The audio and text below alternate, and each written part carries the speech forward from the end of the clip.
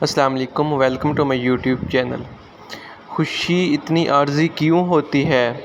دل میں سوال آیا کہ میری خوشی اتنی عارضی کیوں ہوتی ہے؟ جواب ملا، توبہ کی وجہ سے۔ سوال: توبہ کی وجہ سے؟ توبہ کا کیا تعلق اس بات سے؟ جواب: وہی جو معافی کا توبہ سے ہے۔ سوال: معافی سے توبہ ملتی ہے؟ خوشی کا کیا تعلق؟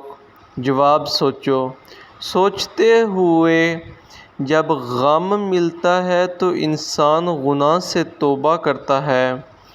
توبہ کرنے سے معافی ملتی ہے۔ جب معافی ملتی ہے تو خوشی ملنے لگتی ہے۔ لیکن جیسے ہی خوشیاں ملنا شروع ہوتی ہیں تو انسان بھول جاتا ہے اور پھر گناہ کرنے لگتا ہے۔